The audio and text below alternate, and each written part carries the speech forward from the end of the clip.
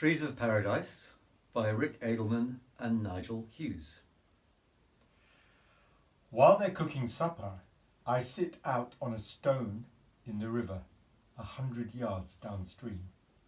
A purple kingfisher flashes by, and chubby birds with white wings and red faces shout overhead.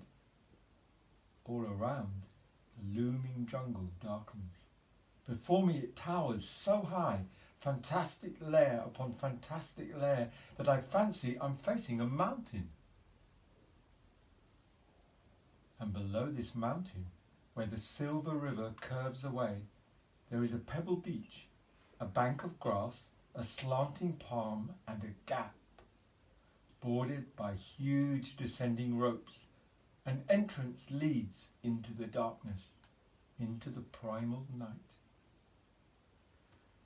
The route between Gahom and Wagyu, along which Wagga and Habe and Tom and their Wontoks pass, is no more in width than a tiny hair. Either side and through the entrance opposite, the virgin forest stretches undisturbed, as it has stretched for eons of time.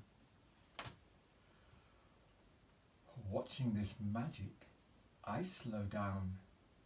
I let the river into my blood. I cup this moment in my hands. This is it. This is what I came looking for.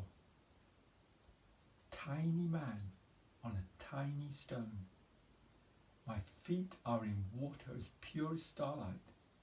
The air is as sweet as liquid birdsong. Far above me the moon, like a pale glowworm, creeps slowly out of the trees, and stars like silver ants prick out of the wing-like clouds. Around me, the circling ocean of croaking frogs soaks up the sinking purple light, and behind me a narrow ribbon of smoke curls up from our fire. In a cold, dark galaxy, there is a fabulous jewel called planet Earth. This is what it used to be like.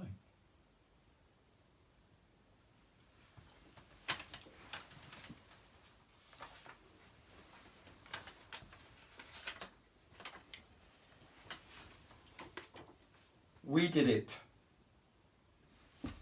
Nod, you've reached a remote village in dense virgin rainforest in Papua New Guinea and survived to tell the tale. I think you can now call yourself a traveller. No more safe tourist holidays sprawled out on a white sand beach under a plastic umbrella sipping chilled, freshly squeezed orange juice. Well, maybe just occasionally. So this changes things a bit. I wanted a new perspective. Now I certainly have one. No longer going along for the ride. Having experienced the forest and its people, I have my own conviction to spur me to do something. As fate would have it, I've already begun. Tonight, as we walked through Wagyu, we came across Joseph sitting on the steps of his house. He's one of the elders that Rick had the meeting with last year. He invited us into his big house. In the corner next to the smoking fire sat his blind father. We sat with them and had the follow-up meeting Rick had been long waiting about their concern for their forest. Lucas translated patiently. Solomon, number 1, Petrus, and many other villagers piled in too. We began by repeating the same warning that Rick had given them last year about the danger of big companies coming in to log, about the necessity for an environmental plan and a replanting scheme, about the risk of big logging companies tricking them with false promises, as has happened all over the world.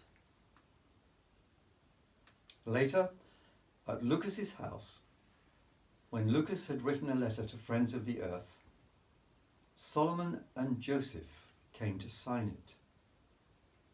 It was just getting dark, and Lucas had lit the kerosene lamp, which was hissing wildly. We were all sitting cross-legged on the floor. Lucas signed the letter. He then invited Solomon and Joseph to do the same. Solomon leaned over and put his hand flat on top of the pen while Lucas wrote his name, thereby effectively signing it. Joseph, in his turn, did exactly the same. These people are illiterate. How on earth are they going to cope when it comes to reading and signing contracts with the ruthless logging companies? My heart rose into my mouth with the thought of their utter vulnerability. But this precious letter is safely tucked away for posting in WeWhack tomorrow. And my resolve to help these people to protect their forest in any way I can deepened at that moment.